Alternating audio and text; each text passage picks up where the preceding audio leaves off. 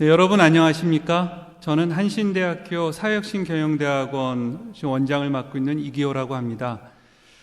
지금 교정은 목련하고 벚꽃이 아주 활짝 펴서 너무 아름다운데 우리가 지난 1년 그리고 또 올해도 코로나로 여러분들이 교정을 밟지 못하고 이렇게 여러분들하고 비대면, 사실 비대면이라기보다는 온라인 대면이라고 할 수 있겠죠. 이렇게 여러분을 뵙게 돼서 한편으로는 반갑고 한편으로는 직접 대면하지 못해서 아쉽기도 합니다.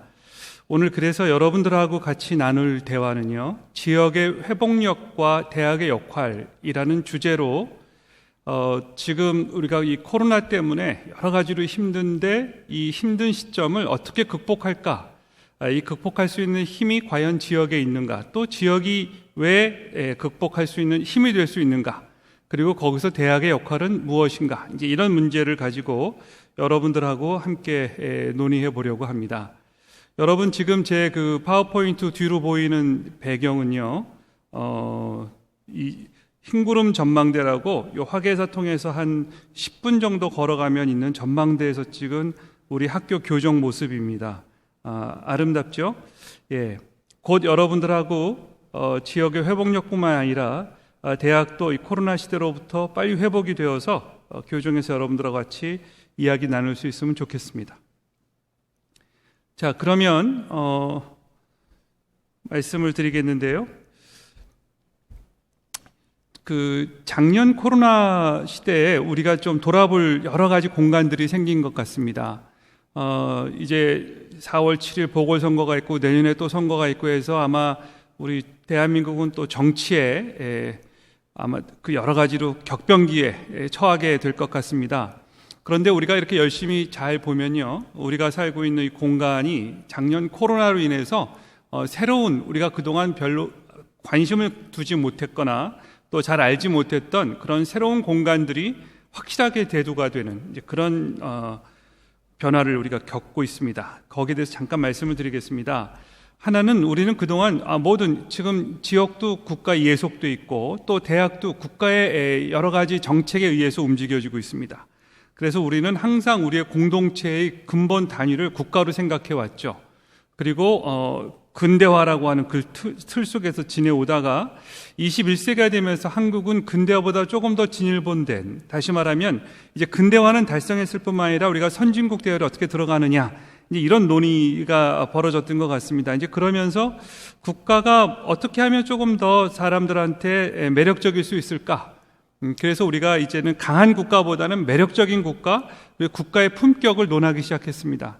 아쉽게도 지난 20년을 돌이켜보면 국가의 품격이 제대로 만들어지기는 어려웠으나 그럼에도 불구하고 우리가 K자가 들어가는 여러 가지 최근에 미나리 영화도 있었고 작년에 기생충도 있었고요, BTS가 있고 해서 한국이 문화적으로 경제적으로뿐만 아니라 문화적으로도 대국이 되는, 그래서 한국이 상당히 매력적인, 그래서 처음이지 한국은 이런 여러 가지 프로그램들이 들면서 많은 사람들이 한국에 대해서 관심을 갖고 또 와보고 싶은 그런 매력적인 국가가 된 것은 사실입니다.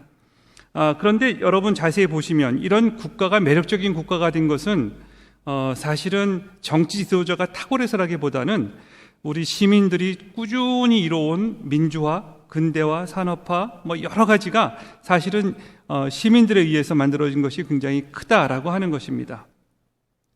그런데 작년 코로나 시대에 우리가 두 가지 새로운 공간을 목격하게 됐습니다. 하나는 이미 있는 국가보다 훨씬 더 오래된 거죠. 로컬이라고 하는 지역입니다.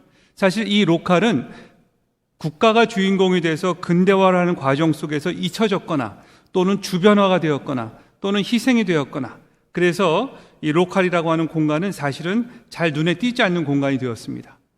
특히 이 로컬이 서울은 오히려 국가의 중심이 돼서 심지어 우리 대한민국을 서울공화국이라고도 부르죠. 그런데 서울도 안에 보면 강남과 강북의 격차가 심합니다. 아마 여러분들도 이 수유리에 사시는 분들이 계시다면 수유리에서 아마 북쪽으로 가기보다는 다 남쪽으로 주로 많이 가실 겁니다. 왜? 그쪽이 우리한테는 중심이니까. 이제 이런 생각이 있어서 이 로컬이라고 하는 것이 항상 주변이 되었고, 국가 형성 과정에서는 로컬과 국가라고 하는 것은 중심과 주변으로 나뉘는 그런 과정이었습니다. 그래서 여기는 배드타운처럼 되어버렸죠. 그런데 작년 코로나 시대에 우리가 살고 있는 로컬은 새로운 중심, 다시 말하면 배드타운이 아니라 생활도 하고 직업도 여기서 갖고 있고요. 또 일도 하고 그렇게 해서 로컬이라고 하는 공간에 여러분이 머무르는 시간이 굉장히 많아지면서 우리에게 이 지역이라고 하는 것, 로컬이라고 하는 것, 마을이라고 하는 것은 새로운 삶의 공간, 새로운 일터의 공간으로 다가오기 시작했습니다.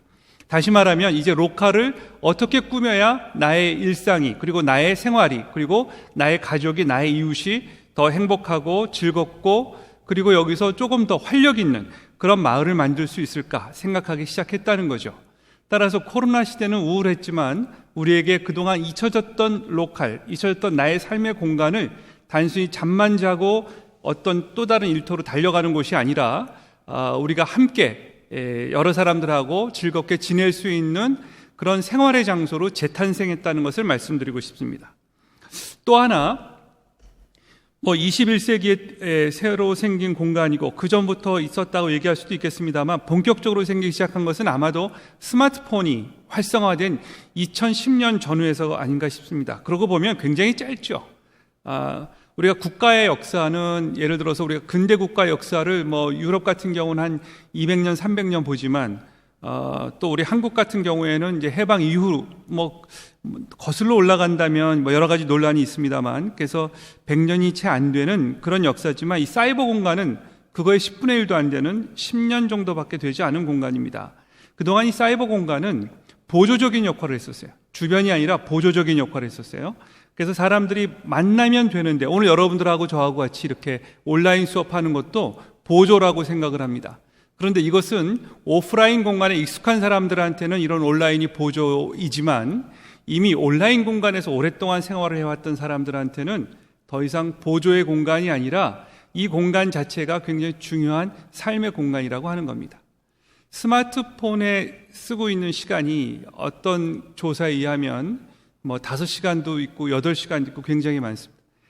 약간 8시간이면 하루 노동하는 시간에 해당되는 시간인데요. 그 시간을 여러분들이 스마트폰이라고 하는 사이버 공간에서 지내고 있다는 거죠. 또 스마트폰, 과거에는 그냥 연락하는 거였어요. 전화가 발전했다 이 정도 생각했지만 이제 스마트폰이 만들어낸 공간은 인터넷 공간, 그 다음에 발전한 컴퓨터 여러 가지에 의해서 이제 새로운 공간을 만들었습니다. 그래서 사람들이 이것을 이제는 단순히 소통 도구에서 메타버스라고 하는 새로운 초월적 우주가 생겼다 이렇게 얘기합니다. 그래서 그 안에 새로운 커뮤니티가 생겼죠. 그래서 여러분들의 아바타를 만들어내기도 하고요. 또 아마 여러분들이 아바타라는 표현보다 우리한테 또 다른 표현 중에 하나 부캐라는 표현도 있을 겁니다. 자기의 다양한 모습들을 이 공간에 투영하고 자기의 아바타를 보내서 자기가 미처 못했던 것들을 이 공간에서 하기도 합니다. 그러면서 VR 산업이라든지 게임 산업이 발달하기 시작했습니다. 또 이 사이버 공간에서는 우리가 실험해보지 못한 다양한 실험들을 위험 부담을 적게 하면서 할 수도 있고요. 그리고 실제로 여기서 커뮤니티가 만들어지기도 합니다. 그리고 여기서 쿠팡같이 플랫폼을 통해서 많은 노동이 이루어지고 실제로 상품이 거래되고 화폐가 교환이 되고 이런 사이버 공간은 더 이상 보조적인 역할이 아니라 오히려 우리 활동의 굉장히 중요한 메인으로 주요 무대로 등장했다라고 하는 것입니다. 아마 이런 현상들, 그러니까 로컬이 점점 중심이 되고 사이버 공간이 점점 중심이 되는 현상은 사실은 그동안에 서서히 이뤄왔던 일이지만 지난 1년 우리가 흔히 얘기하는 이 코로나 시대에 이 두 공간은 굉장히 중요한 공간으로 부각이 되었다라고 하는 겁니다. 자, 그래서 이 공간에 대한 이야기를 통해서 과연 그렇다면 이 공간을 우리가 어떻게 받아들일 것인가 하는 겁니다. 사실 이 국가라는 공간은 우리한테 근대화를 어떤 식으로 달성하게 했냐 하면 경쟁 논리에 의해서 달성하게 했습니다. 경쟁력이 있는 것, 가성비가 좋은 것, 그래서 우리는 모든 것이 다 경쟁이고 경쟁하는 것이 공정하다고 생각을 했습니다.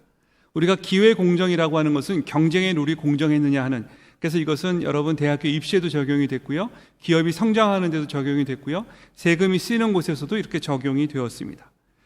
그런데 이 공정이라고 하는 것은 사실은 어떤 의미에서 보면 상당히 능력에 좌지우지되는 겁니다. 능력이 없는 사람은 항상 주변화될 수밖에 없는 그런 구조죠. 이제 그런 걸 좀 바꿔보려고 하는 것이 이른바 복지국가라든지 또 국가가 품격을 지키기 위해서 국가가 그런 다양한 공공성을 어떤 식으로 발휘하느냐 하는 것이 아마 새로운 지금 국가의 과제가 되었다고 생각을 합니다. 자, 그렇다면 로컬이 주변에서 중심이 되었다는 것은 어떤 의미일까요? 로컬이 중심이 되었다라고 하는 것은 이제 과거보다 훨씬 더 서로에 대해서 이해하고 서로에 대해서 관심을 갖고 따라서 우리가 상생하는 이제 그런 마인드와 그런 원칙을 우리가 좀 안에서 만들어 가야 되는데, 이 상생을 하려면 아까 말씀드렸던 것처럼 경쟁이 아니라 배려하는 것. 그래서 우리가 이 지역에 들어오면 자기가 조금 뭔가 푸근하고, 그 다음에 여러분이 항상 그 고향에 가고 싶다, 집에 가고 싶다 하지 않습니까? 근데 지역이라는 곳은 일터이기도 하지만 쉼이 있는 곳이죠. 그래서 여기서 자기가 재충전될 수 있고 그리고 편해질 수 있고 그런 이웃들을 만드는 그런 회복력을 다시 되찾을 수 있는 그런 곳이 로컬이 되어야 된다라고 하는 겁니다. 이제 그런 맥락에서 보았을 때 아직 이 로컬은 그런 요구는 많이 있지만 아직 그렇게 충분히 구성되어 있지 않습니다. 작년 1년 코로나가 이 문제를 조금 더 가속화시키긴 했습니다만, 그럼 우리가 로컬을 어떻게 만들 것인가, 이제 그런 맥락에서 우리가 대학의 역할을 한 번 더 같이 생각해 보자라고 하는 겁니다. 아까 말씀드렸던 이 메타버스라고 하는 이 커뮤니티, 새로운 사이버 공간, 이 공간은요 굉장히 빠르게 사람들이 이동할 수 있습니다. 탈퇴와 가입이 굉장히 자유롭죠. 또 우리가 했던 말 중에 여러분 이제 소확성이라고 그러죠. 소소하지만 확실한 행복, 이런 것들이 사이버 공간에서는 굉장히 중요한 가치가 됐습니다.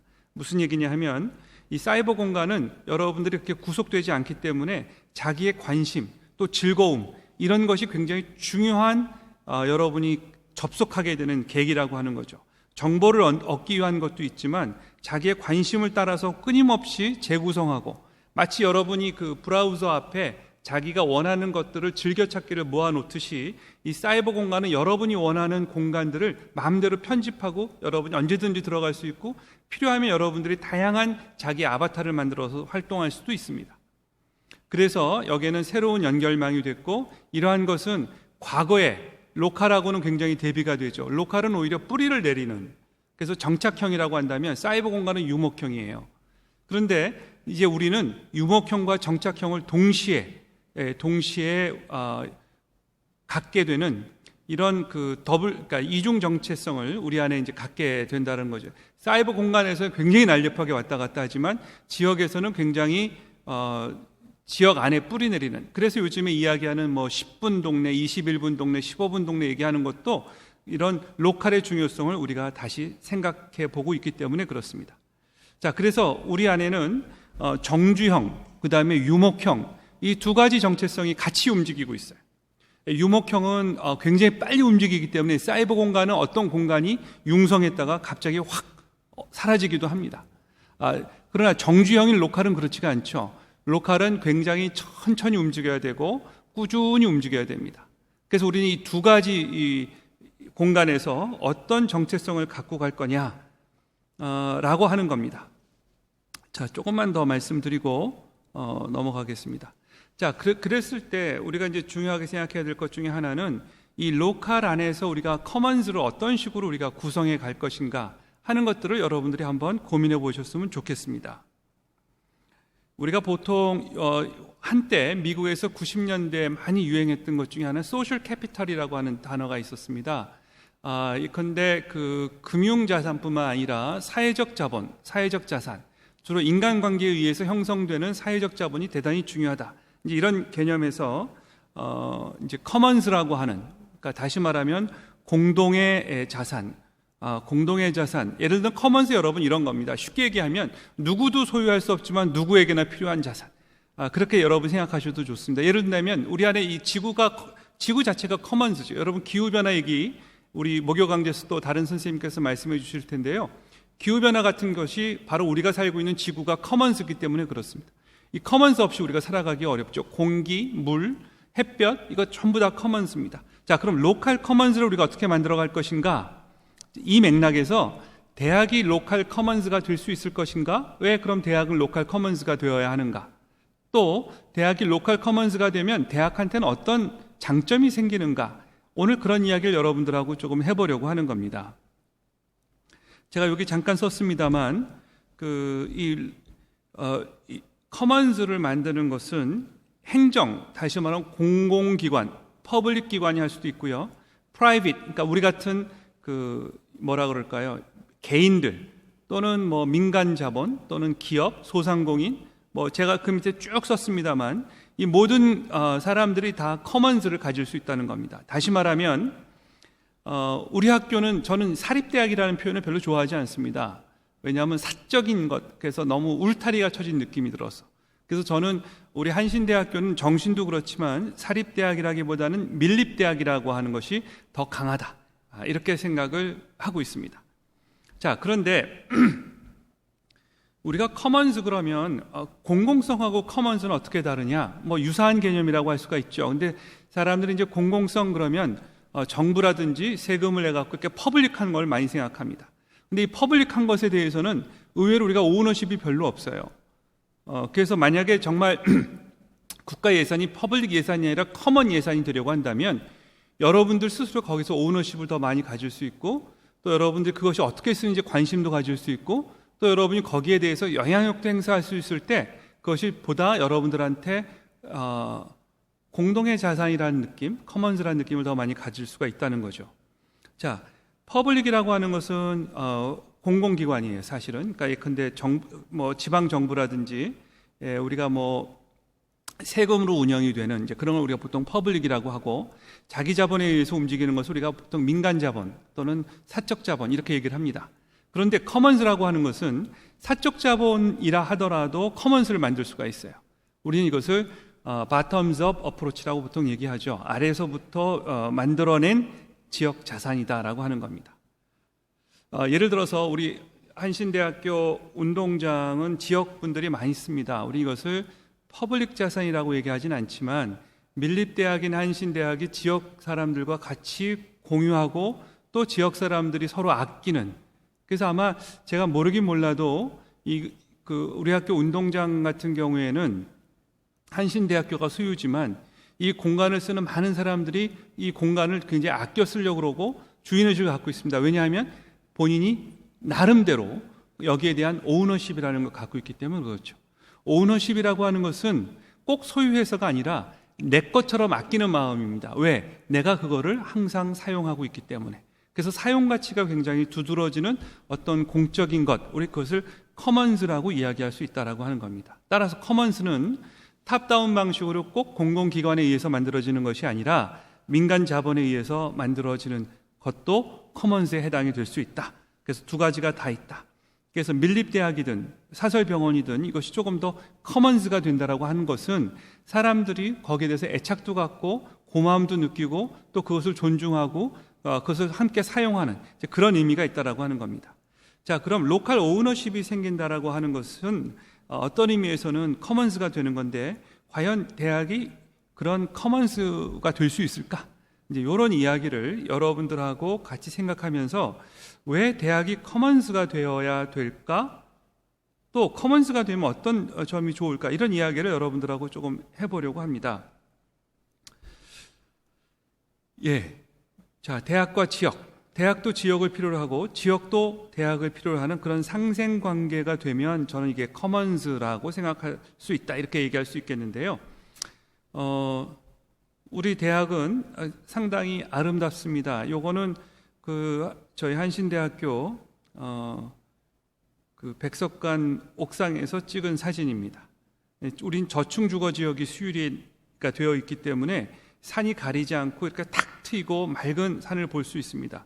어떻게 보면 자연과 주택이 잘 어우러져 있는 그런 공간이기도 합니다. 아마 서울에서 이제 이런 공간이 그렇게 별로 남지 않았기 때문에 저는 이 굉장히 이런 풍광이, 그리고 이런 도시적 상황이 아주 중요하다라고 생각을 합니다. 조금 멀리 봐도 그렇습니다. 예. 그래서 왼쪽에 우리가 이제 백운대를 중심으로 보이는 삼각산과 그 다음에 저쪽으로 보이는 도봉산, 그 다음에 수락산, 불암산, 이제 이런 산에 잘 쌓여 있는 아주 생태 환경이 좋은 이 강북구에서 우리가 어떤 도시를 만들 수 있을까, 이제 이런 생각을 해보는데요. 한번 그 전에 우리 대학이 그러면 어떤 자원을 갖고 있는가를 한번 잠시 살펴보겠습니다. 아마 여러분 다 아시겠습니다만 신학대학원이 오랫동안 굉장히 중요한 역할을 우리 한국 사회에서 해왔습니다. 아시겠습니다만 우리 신학대학원은 1940년에 창립을 했습니다. 그래서 올해가 81주년이 되었는데요. 저는 우리 대학원은 처음부터 밀립, 아까 말씀한 사립이 아니라 밀립이고 커먼스의 성격을 갖고 있었다고 생각합니다. 여러분, 1940년은 제2차 세계대전 와중이었고요. 그리고 일본이 태평양 전쟁을 일으키기 불과 1년 전입니다. 다시 말하면 전쟁 준비에 몰두하던 그 시절에 새로운 대학을 꿈꿨다라고 하는 것은 쉬운 일이 아니었다고 생각합니다. 또 이 대학원, 신학대학원이 성립되는 과정에는 여러분들이 저보다 더 잘 아시리라고 생각을 합니다만 어떤 특정한 자본이나 또는 특정한 설립자가 나타나서 했다라기보다는 배우려고 하는 학생들과 이것을 가르치려고 하는 선생님들이 아우러져서 동시에 창립자가 되었다라는 거죠. 다시 말하면 학생과 선생님이 같이 만든, 그래서 정말 그 시절에 필요한, 그래서 시대정신을 반영하는 대학이 바로 한신대 신학대학원의 시작이었다고 생각합니다. 따라서 저는 이 신학대학원인 서울 캠퍼스가 우리 한국 현대사에서도 굉장히 중요한 맥락을 갖고 있다고 생각을 합니다. 여기에 2014년부터 사회혁신 경영대학원이 생겨서 둘이 이렇게 협력하는 관계가 되었고요. 여기 아주 대단히 복잡하게 제가 그려놨습니다만 우리 신학대학원은 워낙 많은 역사와 그걸 갖고 있기 때문에 제가 신학대학원 여러분들께 신학대학원이 아닌 서울 캠퍼스의 일들을 여기다 한번 좀 넣어 보았습니다. 그래서 우리 신대원 학생들께서도 이 신대원 이외의 서울 캠퍼스가 어떻게 지역하고 그동안 연결되어 왔는가, 이런 것들을 여러분들하고 같이 조금 논의해 보면 좋겠다, 이런 생각입니다. 자, 여러분 이 가운데 보시면 이 가운데는 우리 학교 캠퍼스입니다. 그리고 왼쪽에 보이는 이 커다란 것은 글로벌 네트워크입니다. 오른쪽은 바로 아까 말씀드렸던 한신대가 위치하고 있는 수유리, 좀 더 나아가면 강북구, 더 나아가면 동북사구, 그리고 더 나아가면 서울, 이렇게 되겠죠. 그래서 로컬의 아이덴티티와 글로벌 아이덴티티를 동시에 가지고 있는 서울 캠퍼스를 말씀을 드리고 있는 겁니다. 우리 서울 캠퍼스에는 여러분 다 아시는 것처럼 성공회 대학교와 상지대가 같이 2000년인가요? 아니죠. 1999년이죠. 1999년 3개 대학 컨소시엄을 해서 이 3개 대학이 민주사회 정책연구원이라고 하는 3개 대학의 공동연구원을 만들었습니다. 어떤 의미에서 보면 3개 대학이 한국 사회 변화를 위한 연구 커먼스를 만들었다, 이렇게 저는 생각을 하고 있고요. 그 외에 신대원의 종교과학센터도 있고 최근에 글로벌 피스센터가 생겼고요. 그리고 그 이전에 2008년에 평화공공성센터가 만들어져서 서울에 위치해 있습니다. 한 13년 됐는데 이 평화공공센터는 그동안 이 평화 문제, 특히 남북 문제를 중심으로 해서 아시아와 유럽 간의 네트워크를 쭉 구축해 왔습니다. 지역발전센터는 지금 경기도 바로 옆에 있는 홍천이라고 하는, 강원도에 위치해 있습니다만 홍천, 또 우리 오산의 캠퍼스를 중심해서 화성, 수원, 이렇게 해서 지역 일을 해왔고, 그리고 필리핀에서의 새로운 지역 만드는 일에 열심히 또 코이카 지원을 받아서 해오기도 했습니다. 그리고 이제 지금 현재 캠퍼스타운 사업단이 있어서 이 지역하고 여러 가지 일들을 하고 있습니다. 이 얘기는 제가 뒤에 가서 한번 더 말씀을 드릴 예정입니다. 이 외에도 평생교육원이 있고 해서 우리 학교가 갖고 있는 굉장히 다양한 학교가 가지고 있는 인프라, 학교가 가지고 있는 네트워크가 있어서 이런 자원들이 우리 신대원 원우님들하고 같이 조금 더 협력할 수 있으면 참 좋겠다, 이제 이런 생각이 들어서 같이 소개를 합니다. 자, 이렇게 말씀드리면 너무 원론적인 이야기만 말씀을 드린 것 같아서 제가 그럼 우리 21세기 대학은 어떤 역할을 하면 좋을까? 이런 이야기를 이제부터 말씀을 드리려고 합니다.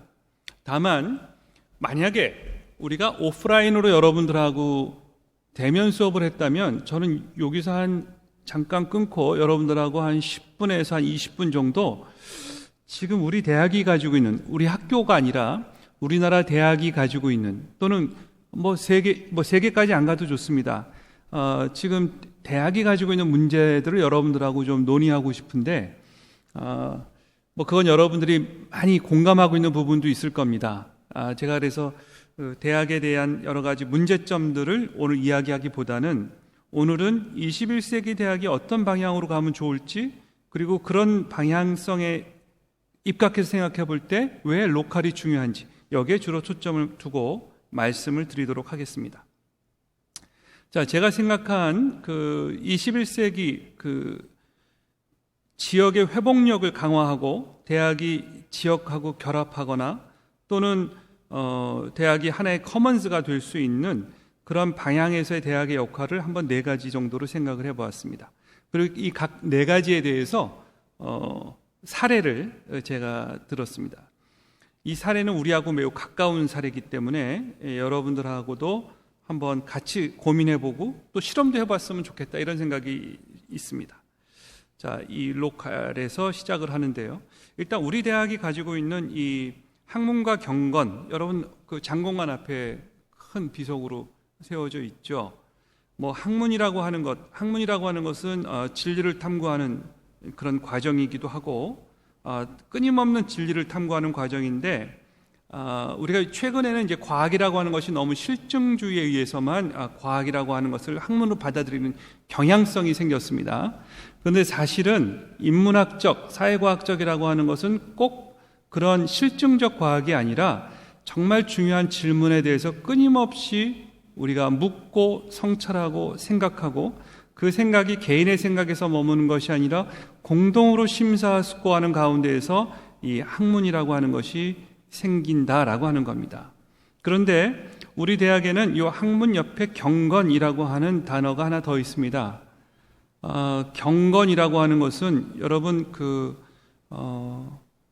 일단은 여러 가지 해석이 있을 수 있겠습니다만, 제가 하는 해석은 크게 보면 3가지 정도입니다. 하나는 경외감, 겸손한 겁니다. 다시 말하면 우리 인간 스스로가 굉장히 불완전하고 또 유한하고, 따라서 우리가 진리를 가까이 가려고 노력은 하지만 진리에 도달하기가 쉽지 않은 것을 인정하는 데서 생기는 겸손함이 하나입니다.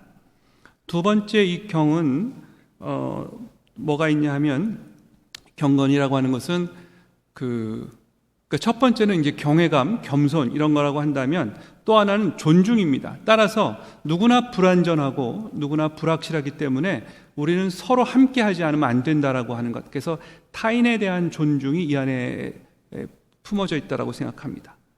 그 다음 이제 또 하나는 이 경건 속에는 본인이 현장 속에 항상 들어가는 것을 의미합니다. 일종의 커미트먼트라고도 할 수 있는데요. 경건이라고 하는 것은 겸손해지는 이유는 자기가 속해 있는 위치, 역사, 공간에 대한 자각에서부터 나오거든요. 그래서 그것과의 대화, 그것과의 커미트먼트, 커뮤니케이션. 그래서 경건이라고 하는 것이 대단히 중요한 요소다. 다시 말하면 학문이라고 하는 것이 그냥 어디서 지식처럼 떠돌아다니는 것이 아니라 그 학문에 자기를 대입해서 자기가 처해 있는 역사와 공간에 대해서 항상 고민하고 거기에서 헌신할 수 있는 그런 자세, 그것이 경건이고 그것이 학문이다. 그래서 저는 이 두 단어가 아마 우리 설립자들 이래로 한신대학교 신학대학원에 있는 굉장히 중요한 모토다라고 생각을 합니다. 자, 그렇다면 학문과 경건을 중심으로 해서 21세기 지역의 회복력을 위한 대학의 역할은 과연 무엇일까? 일단 제가 여기 4가지를 썼으니까 4가지로 먼저 말씀드리겠습니다. 첫 번째는 여러분들도 많이 지쳐 계시죠? 아무것도 안 해도 하루 종일 지칩니다. 왜 그런지 우리는 굉장히 피곤합니다. 그래서 오죽하면 광고 중에 피곤하니까 그게 아주 모든 것을 설명해 주는 이유가 돼서 히트를 친 적도 있습니다. 자, 우린 이 피곤함으로부터 어떻게 충전을 해야 할까요? 자, 그러기 위해서는 우리가 일단 성찰이 필요하고 회복이 필요한데, 그래서 성찰과 회복을 할 수 있는 힘이 이 안에 있어야 된다라고 하는 겁니다. 근데 여러분, 현실은 어때요? 어렵게 입시 경쟁해서 대학에 들어왔는데 이번엔 취업 경쟁해야 되고 스펙 써야 되고 자기 포트폴리오 만들어야 되고, 그리고 또 여기에다가 아까 말씀드렸던, 이거 사실 국가 패러다임이거든요. 경쟁 구도로 만들어진 국가 패러다임에서 보면 요즘 흔히 학생들이 얘기하는 오래된 말이 있지 않습니까? 예전에 스카이 그러다가 요즘은 서성한 중경외시, 이거 다 대학을 서열을 하고 계급화하는 겁니다. 게다가 최근에 어떤 신문에서는 뭐 세계의 대학 랭킹까지 만들었어요. 그런 인덱스를 왜 자꾸 만드는지 저는 사실 잘 모르겠습니다. 대학은 대학마다 고유의 특성이 있고, 그래서 우리가 그 대학을 가서 그 안에서 우리가 새롭게 성찰하고 회복을 하면 되는데, 대학을 자꾸만 서열화시켜요. 그리고 마치 그것이 취업하고 연결되는 것 같고 그것이 엘리트 같고. 자, 그래서 저는 그거 자체가 굉장히 피곤한 겁니다. 여러분 마음에 많은 짐을 만들어 놓죠. 자, 여기서부터 우리가 어떻게 성찰하고 회복할 수 있느냐, 이게 굉장히 중요한 대학의 키워드. 대학에 오면 적어도 여러분들이 처해 있는 역사와 공간, 아까 학문과 경건 말씀드렸던 것처럼 자기 자신을 성찰하고 자기가 앞으로 어떤 미래를 만들지, 그리고 그 미래 속에 자기는 어떤 위상을 갖고 나아갈지, 이것을 생각할 수 있어야 되는 것이 한 가지 중요하다라고 하는 겁니다. 자, 두 번째 오른쪽으로 가면 대화와 화해입니다.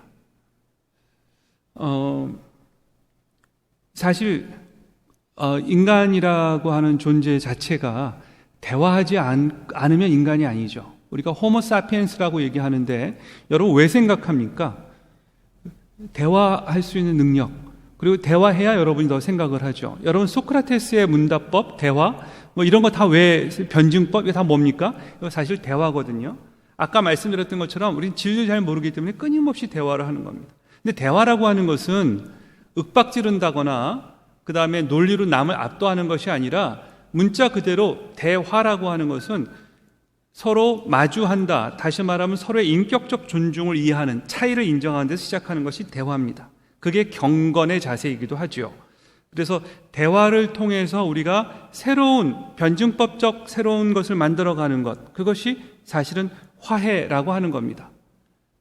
꼭 여러분 갈등이 있는 사람들만 화해하는 것이 아니고요, 자기가 끊임없이 화해해가는 과정, 그것이 사실은 대화하는 과정이고, 여러분이 대학에 왔을 때에는 이런 대화하는 방법을 배우는 겁니다. 대화하기 위해서는 질문해야 되고 답을 해야 돼요. 근데 제가 수업 시간에 들어가서 학생들한테 대화를 유도해 보면 거의 대화를 하기를 꺼려합니다.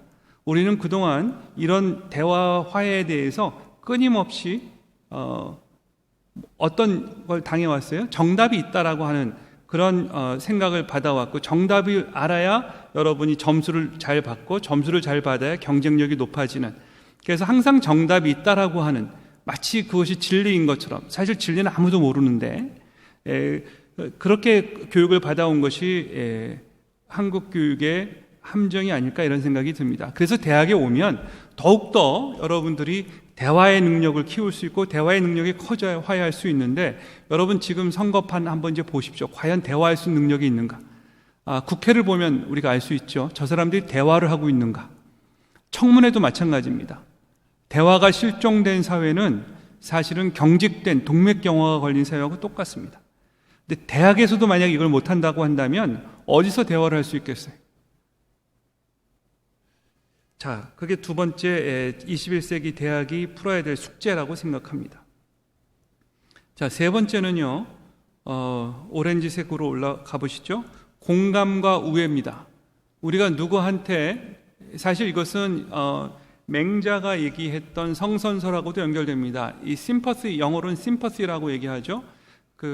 어떤 사람에 대해서 우리가 같이 공감하는 능력입니다. 사실 우리는 자기가 꼭 당해보지 않아도 상대방의 입장에서 생각해 볼 수 있는 놀라운 능력을 갖고 있습니다. 그것이 대화화의 기본이기도 하고요, 그런 공감 능력이 크기 때문에 우리가 서로 협력하고 서로 존중하는 겁니다. 아직 나는 당하지 않았지만 저 사람의 슬픔을 보고 저게 나의 미래가 될 수 있다라고 하는 생각, 그것이 사회를 설계하는데 여러 가지로 나타나잖아요. 예컨대 복지국가 건설이라든지 보험제도라든지 병원이라든지 뭐 이런 모든 것들은 다 그런 공감의 능력에서 설계되는 하나의 사회 보장 체계이기도 합니다. 자, 이제 그런 것, 그리고 이런 공감 속에서 우리가 갈등하기보다는 우애를 느껴야 되는데 별로 그런 교육을 별로 받지 못했어요. 저는 뭐 여러분들한테 오늘 그 얘기까지 하고 싶지는 않습니다만 최근에 일어나고 있는 미얀마 사태라든지 또 최근에 들려오고 있는 아틀란타에서 벌어진 그 아시아인 총격 사건, 그 이후에 벌어지는 아시아 증오 사건, 뭐 이른바 헤이트 스피치라고 해서 일본에서도 뭐 혐한, 또 우리도 일본 사람 미워하잖아요. 이렇게 증오와 미움을 점점 키우는, 대립을 키우는 이곳으로부터 우리가 어떻게 해서 벗어나서 우리가 서로 상대방의 입장을 공감하고 우애를 나눌 수 있을까? 사실 이게 대학의 역할이 되어야 된다, 저는 이렇게 생각을 합니다. 그 다음에 이제 그 끝으로 노란색을 보시면 현장과 실험이 있습니다. 사실 이 현장이라고 하는 것은 내가 살아가고 있는 곳입니다. 여러분, 현장의 뜻을 잘 보시면 현은 현재입니다. 현재. 장은 장소죠. 다시 말하면 now and here라고 하는 굉장히 철학적인 단어가 현장입니다. 여기서부터 벗어날 수가 없잖아요, 여러분. 지금 여기. 여러분 누구나 지금 여기에 있습니다. 지금 여기. 어디를 가도 여러분은 지금 여기. 여러분 있는 곳이 지금 여기죠. 그게 바로 현장입니다. 벗어날 수 없는 자기 현장. 따라서 여러분들은 현장으로 벗어나는 것이 아니라 현장을 인식하고 현장으로 들어가서 여러분이 주인공이 돼야 되는 건데, 그런 현장을 인식하고 거기서 새로운 실험을 통해서 뭔가 새로운 대안도 만들고 하는 곳이 바로 대학입니다. 다시 말하면 대학이라고 하는 곳은 어떤 의미에서 보면 사회 전체가 할 수 없는 실험을 할 수 있는 곳입니다. 그래서 새로운 현장에 대한 해석도 내놓고 현장에 대한 대안도 내놓고 하는 곳이 바로 대학인 곳이죠. 그래서 저는 이 네 가지가 21세기 대학 혹은 지역의 회복력, 사실 꼭 뭐 지역의 회복력이라는 표현을 써서 그렇습니다만 아까 말씀드렸던 것처럼 모두가 지쳐 있고, 그리고 여러분 전 세계적으로 보십시오. 선진국, 후진국 할 거 없이 정치가 굉장히 천박해졌습니다. 과거에 우리가 존경했던 그런 리더십들이 거의 보이지가 않아요. 영국도 마음이 갈라졌죠. 두 쪽으로 브렉시트를 두고. 심지어 영국은 유럽에서 이제 탈퇴를 했어요. 미국도 여러분 트럼프 때 만들어졌던 아시아인에 대한 혐오, 이것이 아시아인에 대한 혐오뿐만 아니라 미국 자체가 또 둘로 쪼개졌지 않았습니까? 뭐 이런 현상들, 또 프랑스에서 벌어졌던 그동안 여러분 이슬람과의 그 대립 관계, 지금 전 세계가 이렇게 대립, 그리고 갈등, 증오, 이것이 굉장히 만연해 있는 사회에 우리가 지금 살고 있습니다. 이건 한국적인 상황만이 아니에요. 그래서 근데 여기서 대학이 과연 그럼 역할을 할 수 있을까? 그래서 제가 오늘 여러분들과 같이 나누고 싶은 이야기는 과연 이 대학이 이런 21세기를 헤쳐가는 데 있어서 굉장히 중요한 새로운 대안이 되고 새로운 징검다리 역할을 할 수 있을까 해서 오늘 제가 여러분들께 드리는 말씀은 제가 생각하고 있는 21세기 대학의 역할에 관한 대안을 제시하는 겁니다. 그래서 여기에 대해서 오늘 이게 온라인 수업이어서 일방적인 강의지만 나중에 기회가 되면 신대원 여러분들하고는 이걸 좀 심각하게 같이 고민해 봤으면 좋겠습니다. 아마 저희 부제가 또 다른 미션이죠. 여러분들은 이제 목사 안수를 받으시면 새로운 사회의 중심, 새로운 사회의 앵커, 새로운 목회를 하셔야 되는데, 저는 대학도 그런 목회의 장소다라고 생각하면 좋겠다는 겁니다. 그런 의미에서 보면 앞으로 여러분들이 하는 교회의 역할도 어떤 의미에서 보면 지금 제가 말씀드린 대학의 역할, 이것을 교회가 갖고 가야 할런지도 모르겠습니다. 자, 그러면 지금 제가 이 네 가지가 실제로 우리 역사 속에서 다 존재했었기 때문에 사례를 중심으로 한번 말씀을 드리도록 하겠습니다.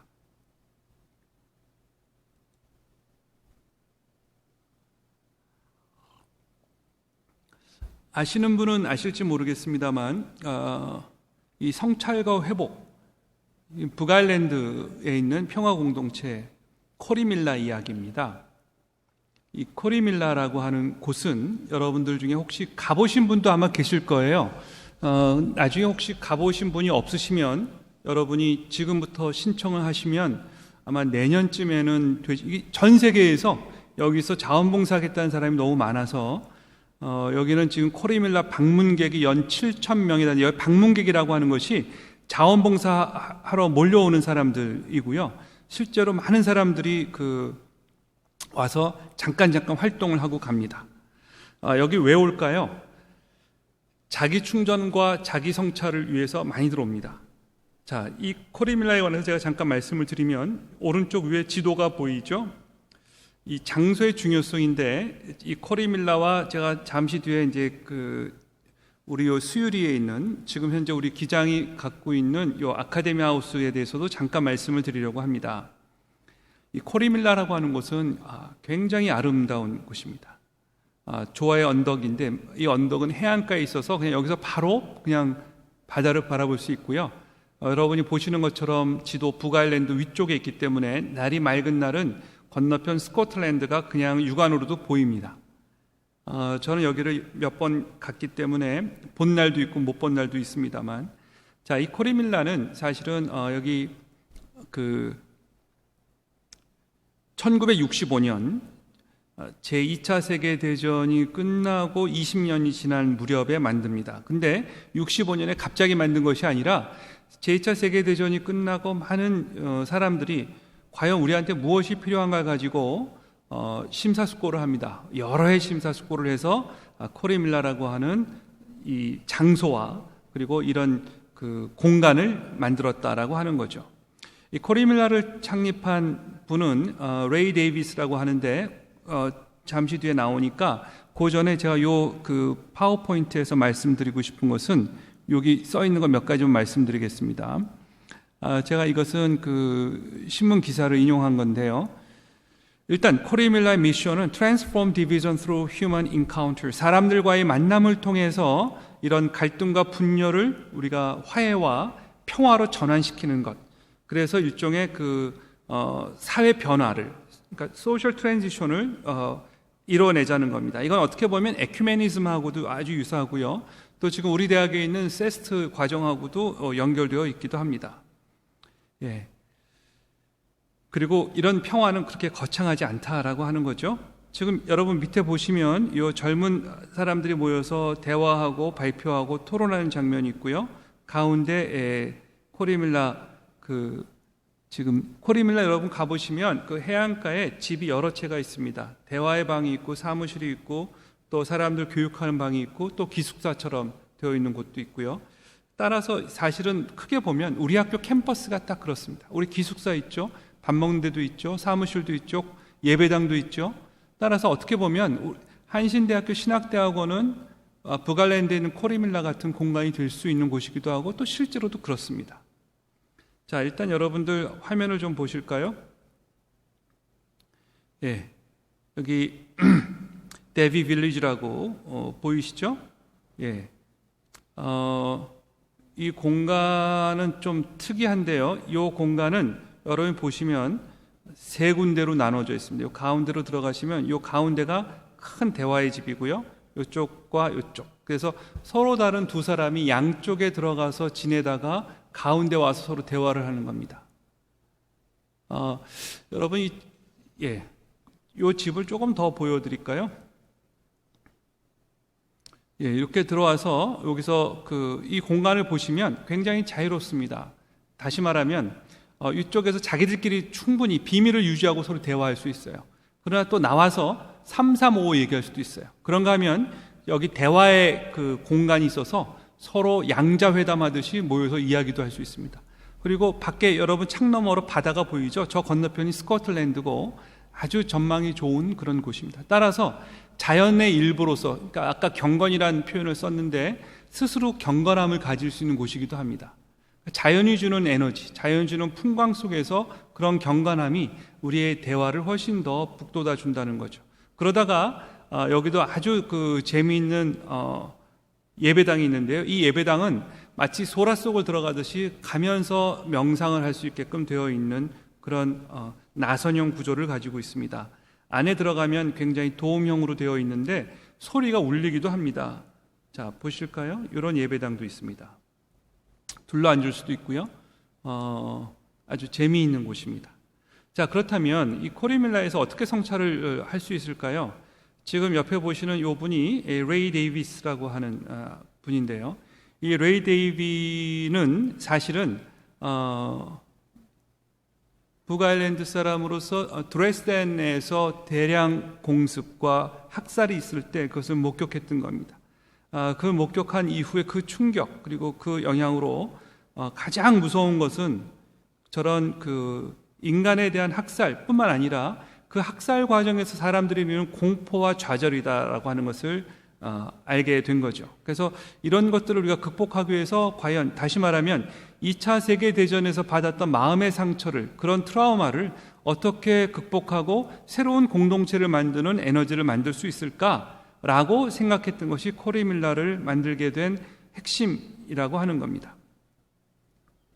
자, 그래서 여기 보시면 요건 이제 그 곽병찬 한겨레 신문 기자가 레이 데이비스는 몇 년 전에 돌아가셨습니다만 1917년생이니까요. 지금 살아계시면 103살쯤 되셨겠죠. 그래서 이미 돌아가셨습니다만 아마 살아계실 때 여기 인터뷰를 했던 것 같습니다. 예. 여기 데이비스가 한 말이 있습니다. 가장 무서운 것은 좌절입니다. 희망이 없다는 거죠. 아무리 어렵고 길이 안 보이더라도 그리고 천천히 그리고 꾸준히 앞으로 걸어나가야 합니다. 왜냐하면 보이지 않지만 보이지 않는 것에 대한 믿음, 그것이 바로 평화에 대한 믿음이고 그러다 보면 평화는 기적처럼 하나둘 쌓일 겁니다. 예, 아마 사회과학자라면 이렇게 얘기하기 어려울 겁니다. 그런데 데이비라고 하는 분은 굉장히 이런 종교적인 말씀을 하셨죠. 사실 1965년에 이런 상처들을 치유하고 충전하기 위해서 만들어졌던 이 코리 밀러는 그 뒤에 1972년 여러분 다 PAU라고 하는 이 영국군의 학살이 또 한 번 벌어지죠. 이제 이러면서 평화 운동으로 급전하게 됩니다. 여기 보시면 이제 그런 가운데에서 데릭 윌슨이라고 하는 분이 또 말씀하신, 데릭 윌슨은 레이 데이비보다는 그 다음 세대죠. 이분도 지금은 이제 70대 중반쯤 되셨는데 이분이 이런 얘기를 하셨습니다. 미래에 대한 비전을 공유할 때 사람들은 하나가 될 수 있습니다. 미래에 대한 비전은 과거의 경험을 자기 삶의 토대로 수용되었을 때 만들어집니다. 그러나 북아일랜드는 모두가 과거에만 매달려 있습니다. 과거는 오늘을 살고 있는 사람들의 올가미가 되어 이들을 이리저리 끌고 다닙니다. 그래서 북아일랜드에는 미래가 없습니다. 자, 여러분, 우리도 사실 과거에 굉장히 많이 끌려다니고 과거를 가지고 자꾸만 청산하려고만 합니다. 과거를 우리가 직시하고 역사를 바로 세우는 일은 대단히 중요합니다. 근데 그와 동시에 공동의 미래를 우리가 어떻게 만들어 갈 것인가에 대해서 우리가 함께 고민해 봐야 되는데 그 비전이 없습니다. 우리 선거철에 우리가 항상 이야기가 되는 것은 여러 가지 공약이 나오지만 그것이 공동의 비전으로 만들어지지 못했기 때문에 항상 서로 상대방을 헐뜯는 이야기를 하게 되죠. 남과 북의 공동의 비전은 과연 어떤 걸까요? 아마 지금부터 논의해야 될 겁니다. 동북아의 공동의 비전은 뭘까요? 이것도 지금부터 논의해야 합니다. 그래서 우리가 과거를 잘 공부하지만 과거를 가지고 새로 미래를 만들 수 있는 에너지를 과거 속에서 배워야 되는데 과거만 바라보면 우리가 항상 과거에 끌려다닌다라고 하는 거죠. 자, 그래서 이 코리 밀러라고 하는 곳에 가면 자연과의 대화, 그리고 어떻게 보면 이제 종교와의 대화, 신과의 대화, 그리고 자기와의 대화. 그래서 새로운 미래를 보는 그런 훈련을 할 수 있는 공간이다라고 하는 겁니다. 자, 그 다음엔 여러분들한테 말씀드리고 싶은 것은 대화와 화해입니다. 요건 조금 더 한국적인 상황인데요. 지금 여러분이 보시는 요 아카데미 하우스, 바로 우리 한신대학에서 걸어도 한 20-30분이면 가죠. 자, 요 아카데미 하우스 말씀을 드리려고 하는데요. 아카데미 하우스는 사실 요 건물의 이름이기도 하고 이 전체 공간의 이름이기도 합니다. 시작은 이제 크리스찬 아카데미라는 이름으로 시작을 했고 지금은 대화문화 아카데미로 이름이 바뀌었습니다. 근데 여러분 아카데미 하우스 뒤에 조그맣게 파란색 보이시죠? 그걸 확대해서 찍은 게 요 밑에 파란색 팔각정입니다. 요 공간은 아카데미 하우스의 사실은 진수라고 할 수 있는데요. 대화의 집이라고 불리웁니다. 아카데미 정신의 핵심이 바로 대화이기 때문입니다. 아까 말씀드렸던 것처럼. 그럼 아카데미는 왜 대화를 하려고 그랬을까요? 아카데미가 대화를 하려고 했던 이유는 여러 가지가 있습니다. 서로 다른 두 집단이 모여서 대화를 한다. 남과 북이 갈라졌다. 이념 대결을 한다. 또 산업화는 인간화를 억압했다. 이런 여러 가지 속에서 우리가 대화를 하려고도 했습니다만, 또 하나는 그 당시의 시대적 과제가 무엇인지를 발견하려고 하는, 아까 말씀드렸던 시대적 과제, 다시 말하면 그 당시의 소명, 그 당시에 꼭 해야 할 것, 그 진리를 찾기 위해서 대화를 하나의 방법론으로 썼다라고 하는 거죠. 자, 이 아카데미 하우스, 크리스찬 아카데미가 처음에 만들어질 때 마찬가지로 이 태동기 1959년부터 1966년까지 태동기라고 보는데요. 이 아카데미 하우스가 오픈한 것은 1965년입니다. 놀랍게도 코리 밀러하고 똑같습니다. 또 창립자인 레이 데이비하고 그 다음에 그 창립자인 강원영 목사하고 공교롭게도 태어난 해도 똑같습니다. 다시 말하면 우리가 그 북아일랜드하고 또 이 대한민국이라고 하는 공간이 서로 다르지만 거의 동시대를 살고 있었기 때문에 시대적 과제 또는 그 시대가 필요로 하는 것들에 대해서 상당히 유사성을 갖고 있었다라고 하는 겁니다. 자, 그래서 이 아카데미는 몇 가지 시기를 갖고 있습니다. 이 처음에 태동기, 그리고 근대화, 이렇게 쭉 나눠져 있는데요. 요거 잠깐 말씀을 드리면, 요 태동기는 아카데미 맥락에서 봤을 때 이제 아카데미가 이제 태동하는 그 시점을 이야기합니다. 자, 여러분, 한국 현대사에서 1959년에서 1965년은 아주 격변기입니다. 이른바 한국전쟁이 끝난 지 불과 한 6, 7년밖에 지나지 않은 시점이고요. 그러고 나서 자유당 정권이 4.19에서 무너지고 1961년에 군사 쿠데타가 일어나죠. 그리고 1963년에 군사 쿠데타가 국가재건 최고회의를 끝내고 선거를 통해서 이른바 민정이양이라는 과도기를 거칩니다. 다만 민정이양기 때 이제 박정희 군인이 군복을 벗고 민간인으로 어떻게 보면 변신했다 그럴까요? 민간인이 되어서 선거로 출마해서 이제 박정희 시대를 열고 제3공화국이 출범하는 이제 그런 시대이기도 합니다. 그 시절에 가장 크게 했던 이야기들은 아마 근대화였던 것 같고 여기에는 누구나 공감을 했던 것 같습니다. 그런데 그 뒤에 이 근대화가 곧 산업화고 이어졌고요. 근대화 산업화는 인간화, 다시 말하면 비인간화죠. 그리고 양극화라고 하는 문제점을 낳았습니다. 그래서 이 인간화와 양극화를 가장 중요한 화두로 잡았고요. 1969년에서 71년은 여러분 다 아시겠지만 삼선개헌 그리고 유신 체제가 일어나기 바로 직전이었고요. 그리고 1970년에는 전태일 분신 사건도 있었습니다. 따라서 이 당시 얼마나 비인간화와 양극화가 처절했는지를 여러분이 아마 느끼셨을 수 있을 겁니다. 자, 이것은 그 뒤에 얘기한 것이 아니라 그 시점에, 다시 말하면 1969년에 아카데미에 모였던 지식인들 또는 활동가들 또는 이른바 민중들이 이런 문제 제기를 했고 그렇게 해서 나온 시대적 과제입니다. 자, 그러고 나니까 1971년부터는 우리가 이제 무엇을 해야 되는가? 인간화 양극화를 하기 위해서는 우리는 정치 세력화를 만드는 것이 좋겠고, 그리고 이것을 민주화해야겠다. 이런 담론이 나오기 시작하고, 그리고 그렇게 하기 위해서 74년 중간 집단이라고 하는 교육 프로그램을 하게 됩니다. 이 과정을 쭉 보면 사회적 토론이 얼마나 중요했고, 그 사회적 토론을 어떻게 실천하려고 했는가를 그대로 보여주는 셈이지요. 그래서 여러분들이 우리 주로 기장이 중심이 되어서 했던 이 아카데미 운동을 우리가 다시 한번 성찰해 볼 필요가 있다라고 생각합니다. 이제 그 뒤에 민주화가 되면서부터는 전환 시대라고 했고, 여기서 민이 어떻게 대응해야 될 것인가. 그 뒤에 이제 생명 존중 공동체 문화라고 하는 것들이 이제 만들어지기 시작했고, 그 뒤에는 이제 여러 가지 생명 문화, 그 다음에 이제 아시아의 중요성 이런 것들이 시대적 과제로 제시되기도 했습니다. 지금 제가 말씀드리려고 하는 것은 이때 시대적 과제가 무엇이었는가는 한국 현대사를 여러분 말씀드리는데 핵심이 있는 것이 아니고요. 그런 현대사의 과제를 어떻게 발굴해냈고 어떻게 사람들이 공감했고 그래서 이것을 어떻게 실천할 수 있는 프로젝트로 만들었는가 하는 겁니다.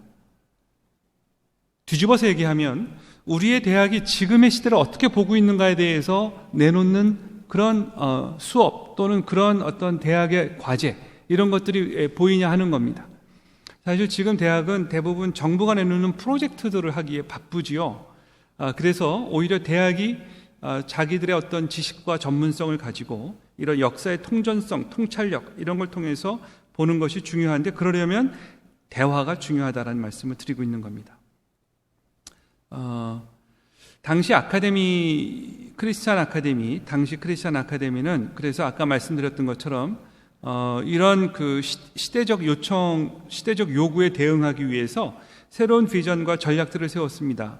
그리고 많은 정책 페이퍼들을 만들었고요, 많은 담론들을 만들기 시작했습니다. 그리고 1970년대 중반부터는 중간 집단 육성 강화라고 하는 프로그램을 해서 우리 한국 사회의 중간인데, 중간이라고 해서 미들이라는 뜻이 아니라 intermediary, 그래서 제가 일부러 여기 영어로 써놨습니다만, 중간이라고 하는 것은 양쪽을, 그러니까 양극화되고 있는 그 현상 속에서 양쪽의 균형을 잡고 양쪽을 연결해 줄 수 있는 다리 역할을 할 수 있는 그런 그룹들을 만들어야겠다, 그런 지도자들을 육성해야겠다. 그렇게 해서 5가지 그룹으로 만들었었죠. 농촌, 노동, 청년, 여성, 교회.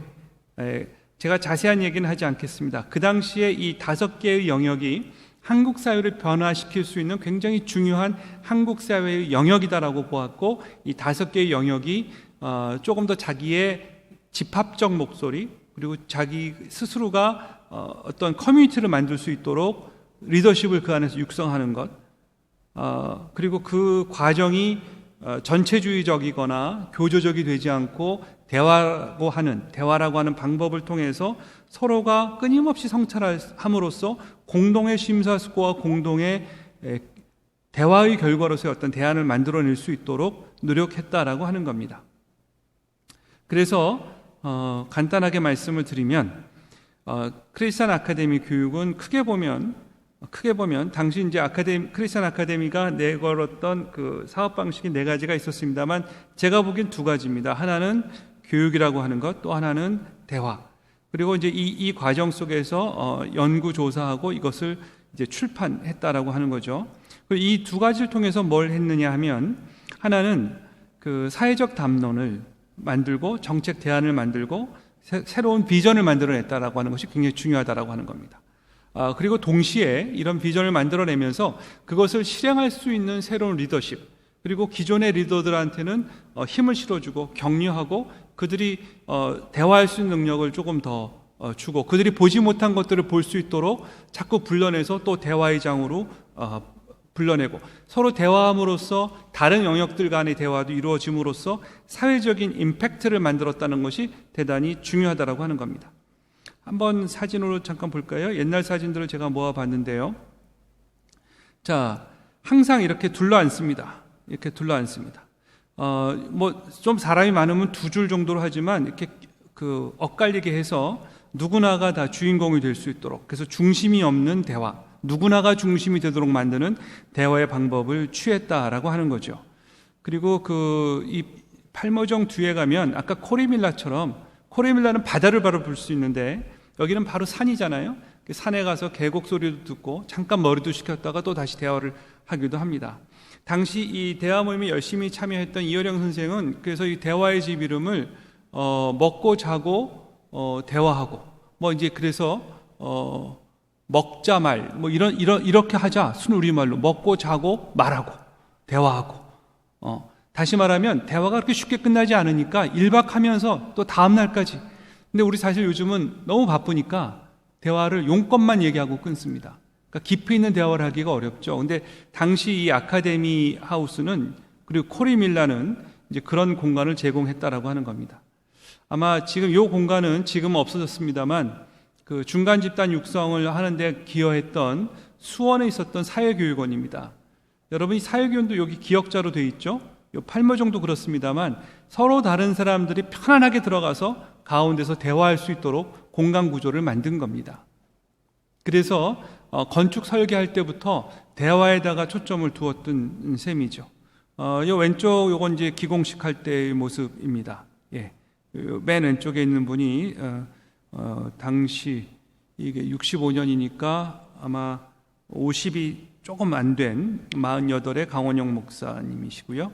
요건 아마 그 여성사회 대화였나 싶습니다. 그리고 여러분 이 대화를 보면 상당히 열띠게 대화를 하고요. 제가 과거에 크리스천 아카데미에서 일했던 경험이 있는데 이 대화 모임을 한번 하면 보통 1박 2일을 해서 항상 자고 가는 거를 체크했던 것 같습니다.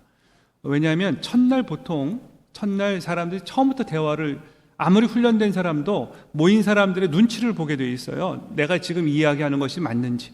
그래서 서로 이야기 한 바퀴 다 돌아가서 이제 그 분위기가 익숙해지면 그날 밤에 술 마시면서 못했던 이야기를 또 3, 4, 5 합니다. 그리고 다음날 또 한 세션을 더 하는 거죠. 한 세션 혹은 두 세션. 이러면서 대화를 하니까 대화가 되는 겁니다. 어떻게 보면 지금 우리는 이렇게 대화할 수 있는 여건도 마련되고 있지 않은 것 같습니다. 빨리 결론을 내려고 하니까. 사실 결론은 그렇게 빨리 나오지 않거든요.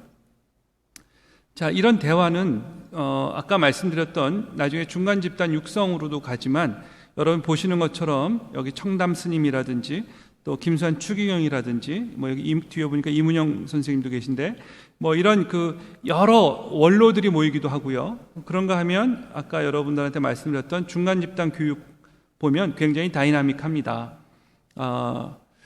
오른쪽에 보시면 농민 중간 집단 향연 이렇게 되어 있는데요. 이 농민 중간 집단 교육은 제가 지금 날짜는 정확치 않습니다만 이 교육을 거의 보름 동안 받았어요. 그러니까 결국은 뭐 합숙하면서 하는 학교죠. 그리고 보시는 것처럼 농민들이 그냥 교육만 받는 게 아닙니다. 자기들이 스스로를 표현하는 연극도 하고요. 또 밑에는 이건 청년 교육인데 서로 워크숍처럼 하기도 합니다.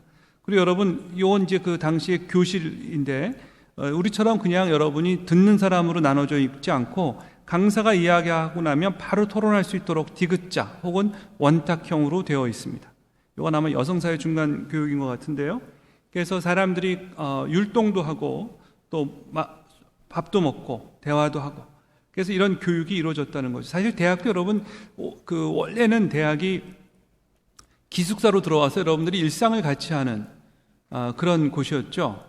예. 그래서 근데 요즘은 대학이 거의 머무는 시간 강의만 끝나면 가고 강의 없으면 학교로 오지 않습니다. 예.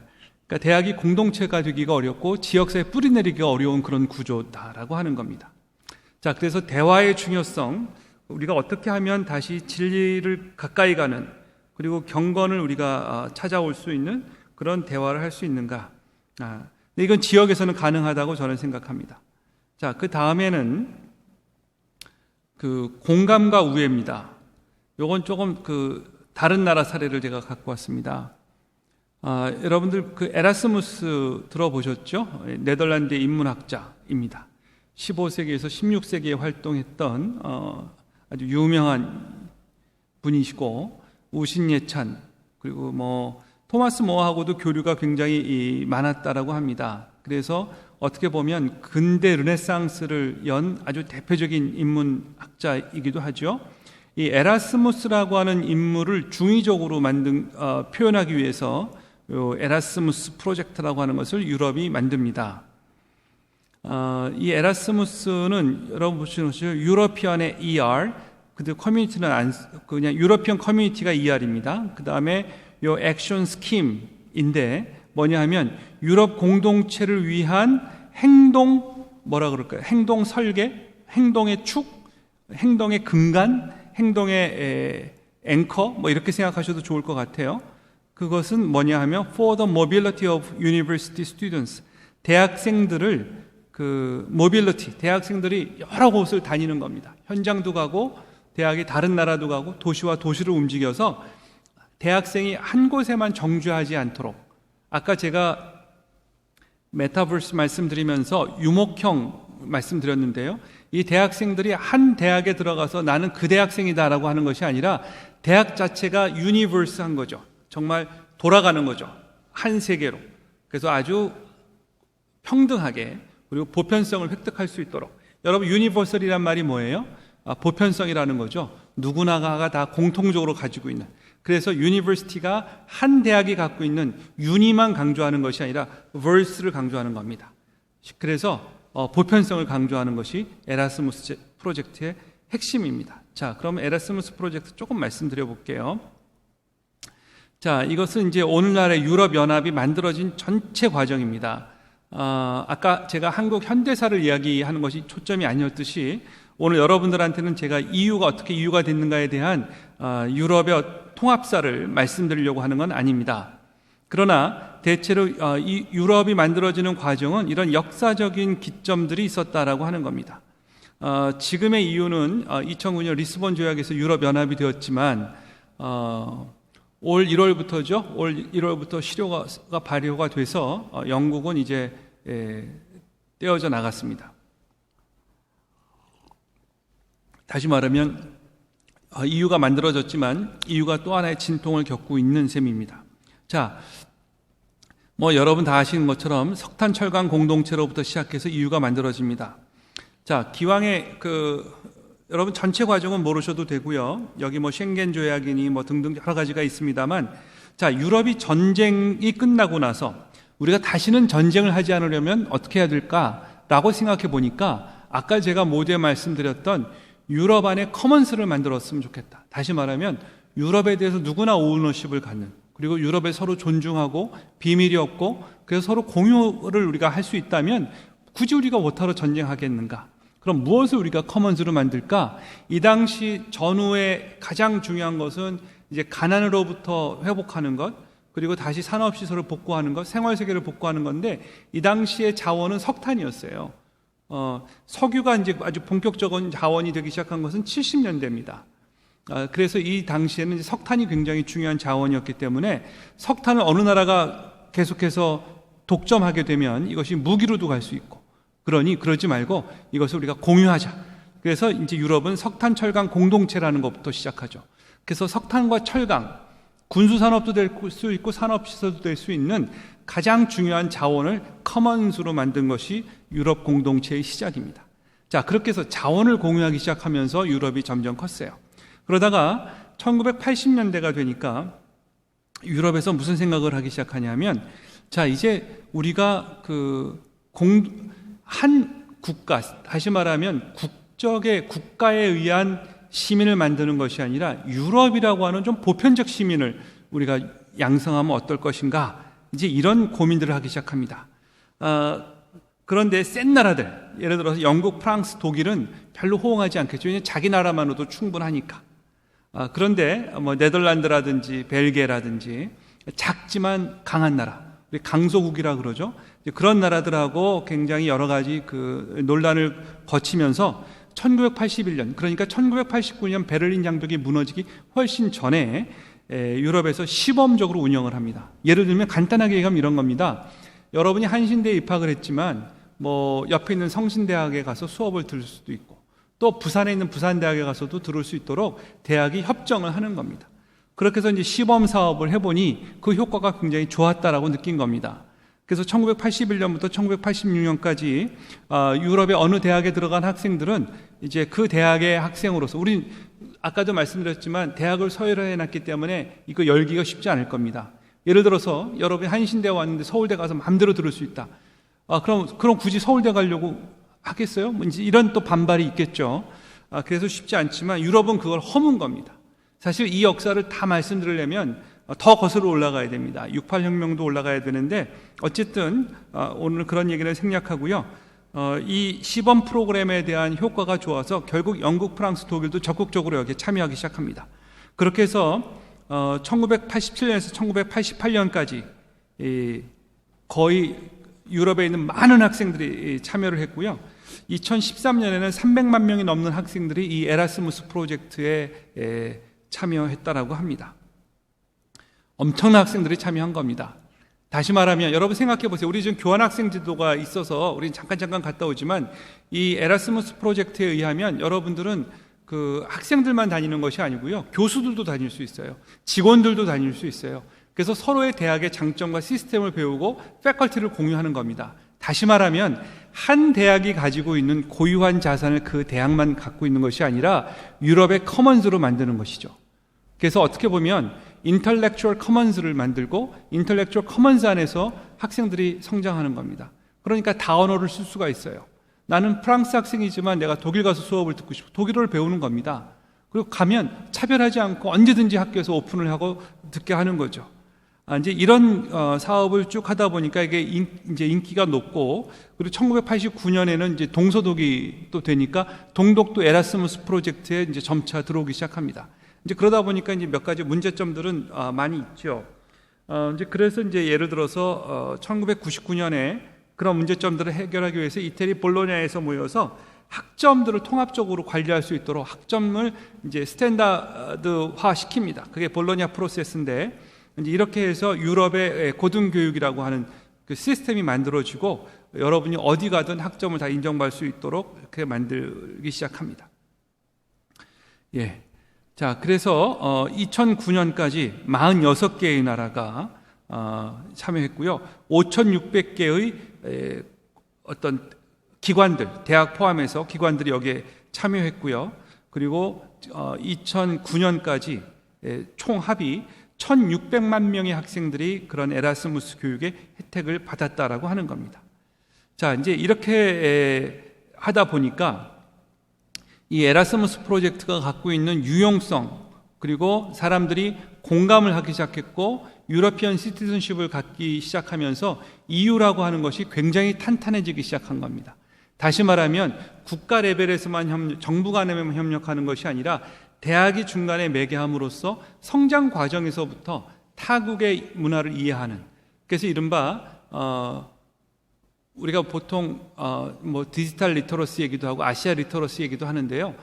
다시 말하면 유럽에 대한, 유럽 문화에 대한 그런 지역에 대한 무지를, 그리고 지역에 대한 이해 부족함을 다 이제 극복해 가면서 서로에 대한 그 존중, 그런 상생의 가치를 배우면서 EU가 만들어져 갔다라고 하는 겁니다. 자, 그러다 보니까 이 프로그램을 확대하고 싶었어요. 그래서 2014년부터 에라스무스 프로젝트는 에라스무스 플러스라고 하는 프로그램으로 확대됩니다. 그래서 이제 유럽이 아시아 혹은 아프리카하고도 이 프로그램을 같이 확대하자. 그래서 이제 아시아 학생들을 받기도 시작합니다. 그런데 그 조건은 아시아, 다시 말하면 한국에 있는 대학도 하나의 대학만 갈 수는 없고요. 여러 대학들이 같이 그런 컨소시엄을 구성해서 들어가는 프로젝트입니다. 제가 몇 개 대학이 하고 있는데 아직 활성화되고 있지는 않은 것 같습니다. 아마 언어 문제를 극복하는 것이 좀 크지 않을까 싶은데요.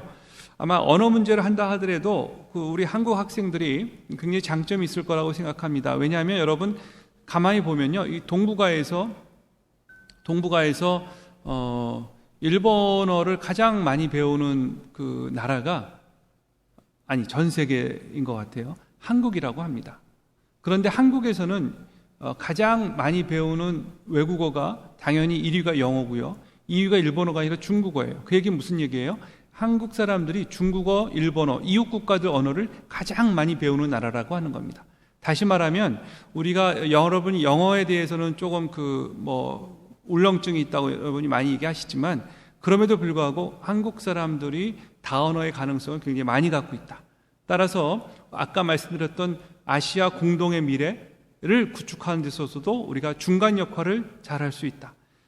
크리스찬 아카데미가 중간 집단 교육했던 것처럼 우리 한국 자체가 동아시아의 중간 집단이 될 수 있다라고 하는 겁니다.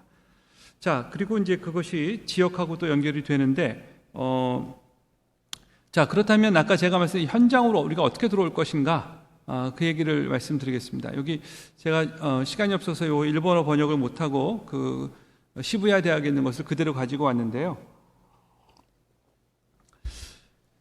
예, 이 시부야 대학은 만들어진 지가 얼마 안 됩니다. 2006년에 아주 젊은 청년들이 만들었어요. 아마 90년대생들과 80년대생들이 만든 것으로 제가 알고 있는데, 이 친구들이 모여서 합니다. 근데 뭘 했느냐? 현장을 발견하는 장이에요. 여러분 보시면 일본말로 볼견자죠. 그래서 발견하며 배우는 장소란 뜻입니다. 그래서 시부야 대학이라고 하는 것은 제가 이거 그냥 해석해서 읽겠습니다. 시부야 대학은 누구든지 무료로 배우는, 그리고 마을에서 배우는 장소입니다. 특별한 기술을 몸에 갖고 있는 장소여도, 또 연구를 행할 수 있는 장소도 아닙니다. 무슨 얘기냐면 특별한 기술을 갖고 있거나 연구 능력 있는 사람만 하는 것이 아니라 이곳은 여러분이 무엇인가를 발견하는 장소, 그래서 무엇인가를 새롭게 발견하는. 그래서 예를 들면 이런 겁니다. 이 친구들이 가다가 저 커피숍이 굉장히 맛있어. 그럼 그곳에 가서 그 커피 주인한테 배우는 거죠. 그래서 커피 주인이 가르치면서 내가 가르칠 수 있네 라고 하는 것을 느끼는 겁니다. 이제 그런 식의 그 작업으로 시작을 해서 마을 자체를, 온 마을을 배움터로 만들었고, 따라서 마을이 곧 캠퍼스가 되고 캠퍼스가 곧 마을이 되는. 그래서 이제 시부야라고 하는, 여러분 동경에 가시면 시부야는 가장 핫한 곳입니다. 가장 많은 사람들이 신호를 건너다니는, 다시 말하면 인구 이동이 가장 많은 곳이 동경에서 시부야인데, 바로 그 시부야의 굉장히 다양성을 발굴해내서 진행하는 곳이죠. 따라서 말은 시부야 대학이지만 사실은 엠피오 법인입니다. 그리고 내가 뭐를 좀 배우고 싶어? 그러면 그냥 바로 가서 배우고 또 가르치고, 그렇게 해서 2006년에 개교한 이래로 여기서 열린 수업이 1,400개의 강좌라고 하고요. 그리고 지금까지 36,000명이 참여했다라고 합니다. 나중에 여러분이 그 시부야 대학이라고 한글로 치셔도요, 우리나라에 소개가 된 문건이 많이 있습니다. 그래서 한번 쳐보시면 좋고요. 또 일본어나 영어로 여러분이 시부야 대학이라고 들어가시면 그 홈페이지에 그 개설하고 있는 강좌들이 있습니다. 정말 로컬 대학이죠. 그래서 이 시부야 대학은 보시면 그 세 가지 구성이 있습니다. 학생이 있어야 되고, 가르치는 사람이 있어야 되고, 이것을 코디하는 볼런티어들이 있습니다. 다시 말하면 스태프들이죠. 이 스태프들이 무엇을 배울까? 또 이런 사람들하고 대화를 하면서 새로운 수업들을 기획하고 운영합니다. 그러고 선생님들을 찾죠. 그리고 학생들이 배우고 싶어하는 강좌를 개설합니다. 교실은 어디든지 될 수가 있습니다. 학생은 2사람이 학생이어도 좋고 10사람이 학생이어도 좋습니다. 배우고 싶은 곳을, 가르치고 싶은 곳을 배우는 곳이 바로 이 시부야 대학이기 때문에 그렇습니다. 그래서 그 시부야 대학은 지금처럼 커리큘럼을 다 짜놓고 입학금을 낸 사람들만 배우는 울타리가 쳐져 있는 대학, 공급자 중심의 대학, 교육부의 규정대로만 배우는 대학, 경쟁 서열이 되어 있는 대학이 아니라 수요자들이 원하는 필요에 의해서, 그래서 지역에서 공급하고 누구나 선생님이 될 수 있고 누구나 배울 수 있는 대학입니다. 제가 시간이 많이 지나간 걸 지금 봤네요. 죄송합니다. 이제 그러다 보니까 개인들이 보조하고요, 또 많은 미디어들이 홍보를 해주고요. 그래서 기부금을 많이 받습니다. 아마 잘 되는 것 같고요. 여기 그 시부야 대학의 그 6가지 원칙이 있는데, 핵심은 아까 말씀드렸던 누구나 만들 수 있고 어떤 것든지 배울 수 있고, 그리고 주변을 잘 성찰하는, 그래서 아까 제가 처음에 말씀드린 4가지 원칙, 성찰, 대화, 이게 핵심입니다. 그리고 공감, 그리고 서로 이걸 통해서 우애도 느끼고 관계가 연결되어서 새로운 공동체를 만들어 간다라고 하는 것이 핵심입니다. 자, 그럼 이제 돌아오겠습니다. 자, 그럼 한신대는 여기서 무엇을 할 수 있을까? 요것은 이제 여러분 지금 한신대학교 캠퍼스타운 사업이라는 것이 있습니다. 한신대학교 캠퍼스타운 사업은 핵심은 아까 말씀드렸던 것처럼 대학이 지역하고 어떻게 연결될까? 그래서 지역 전체가 어떻게 캠퍼스가 될 수 있고, 또 지역 사람들은 대학을 어떤 식으로 바라볼 수 있을까? 그래서 대학 그 이야기입니다. 시간이 없어서 제가 조금 건너뛰고요. 요 핵심은 이렇게 말씀드릴 수 있을 것 같습니다. 하나는 우리가 마을학이라고 하는 것을 한번 만들어 보자. 마을. 저는 이 마을학이 새로운 미션이라고 생각합니다. 새로운 마을을 만드는 것, 새로운 공동체를 만드는 것. 그래서 근데 이 새로운 마을을 어떻게 만들까? 아까 말씀드렸던 것처럼 로컬을 좀 새롭게 보자. 그래서 이 로컬에서 새로운 사업을 하고 싶어 하는 새로운 로컬 크리에이터, 로컬 창업자들을 만드는 것이 한 축이고요. 또 하나는 아까 말씀드렸던 것처럼 마을을 새로 발견하고 배우려고 하는, 그래서 생각하고 실천하고 그것을 연대하는 think to net이라고 하는 지역 상생, 요 3가지 축으로 마을을 만들어 보자라고 생각하고 있습니다. 그렇게 해서 저희가 올해 사실 캠퍼스타운 사업은 서울시 사업이고요. 3년 동안 진행이 되는데 오늘 이 사업을 올해로 마무리가 됩니다. 그래서 올해는 그동안 했던 것을 바탕으로 해서 마을 탐험가를 한번 우리가 육성해 보자. 그래서 마을을 좀 발견하고 시부야 대학처럼, 그리고 필요하면 강의를 열고, 그리고 대화문화 아카데미 혹은 크리스천 아카데미에서 대화도 하고, 또 필요하면 우리 학교에서 코리밀라처럼 여러분이 힐링도 하고 충전도 할 수 있는 이제 그런 공간을 만들기 위해서 지금 노력하고 있습니다. 여러분이 보시는, 지금 제가 그냥 넘어갑니다만, 우리 학교 캠퍼스가 어떻게 변신할 수 있는지를 보여드리고 있는 겁니다. 예. 그 최근에는 우리가 지역에다가 콜라보, 마을하고 같이 협력해서 새로운 공간도 만들었습니다. 그래서 많은 단체들하고 지금 협업을 하고 있고요. 예, 여러분이 보시는 것처럼 우리 지금 현재 대학에서 이루어지고 있는 일입니다. 그래서 맨 마지막에 보시면 지역이 대학이다라고 하는 그런 모토를 가지고 지금 한신대가 조금씩 변화하고 있는데, 오늘 여러분들 이 시간을 통해서 여러분들과 이런 것이 있다, 또 대학이 이런 새로운 변화의 원칙을 가지고 한번 같이 만들어가 보면 좋지 않을까 해서 오늘 신대원 원우님들하고 이런 이야기를 나눌 수 있어서 저로서는 굉장히 소중한 기회고, 또 신대원 여러분들께 이런 걸 공유할 수 있어서 큰 기쁨이기도 하고 영광이기도 합니다. 이야기가 조금 길어졌습니다만 사실 여러분들하고 하나하나 더 깊은 이야기를 나누고 싶은데, 저는 여기 서울 캠퍼스에 거의 매일 있습니다. 언제든지 여러분들이 원하시면 여러분들하고 그런 대화도 만들고 또 그런 실험도 하고, 또 캠퍼스타운이나 사회혁신대학원이 여러분들하고 같이 공유할 수 있는 그런 교과, 비교과, 새로운 실험들을 많이 만들어 나가도록 하겠습니다. 네, 여러분 경청해 주셔서 감사합니다. 이것으로 제 강의를 마치도록 하겠습니다. 감사합니다.